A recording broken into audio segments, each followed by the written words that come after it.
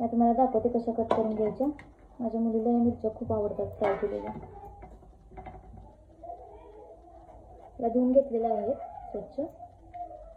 हे बघा, या सर्व आपण मिरच्या आता कट करून घेतलेल्या आहेत. याला आपण तव्यामध्ये तेल टाकणार आणि फ्राय करून घेणार. टाकलेल्या आहेत या मिरच्या. थोड्या एका बाजूने फ्राय झालेल्या आहेत. दुसऱ्या बाजूने थोडं फ्राय झालं ना, मीठ टाकायचं थोडंसं. मिरच्या पलटलेल्या आहेत. त्याच्यामध्ये थोडंसं मीठ टाकते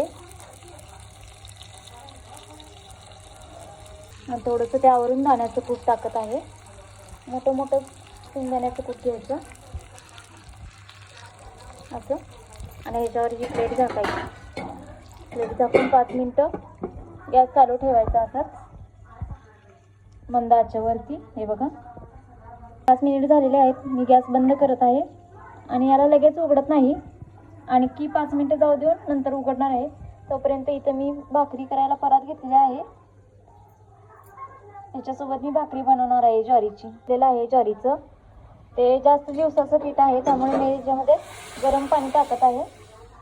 गरम पाणी टाकून मळणार आहे. त्यामुळे छान भाकरी होती, चिरत नाही. मग भाकरी गरम पाणी टाकल्यामुळे भाकरी चिरत नाही. तुमची जर भाकरी चिरत असतील तर तुम्ही पण गरम पाणी टाकून भाकरी घेऊन अशी उचलायची आणि ही भात खाली करायचा. हा भात अशी टाकायची आणि अशी व्यवस्थित करून घ्यायची.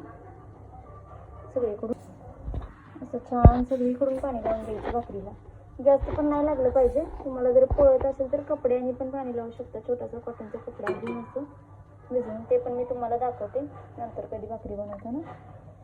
आणि हे पाणी थोडंसं सुकलं ना, सुकलेलं आहे. आता या भाकरीला अशी आरामशीर पलटी करायची. म्हणून 2 मिनटं झालेली आहेत. ही भाकरी आता बघायची निघते का. ती निघाली लगेच पटकन, म्हणजे भाजत आलेली आहे. थोडीशी इथं कच्ची आहे बघा. इथं तिथे थोडी भाजून घेत आहे मी. थोडीशी भाजून झाली ना, मस्त फुगलेली आहे भाकरी.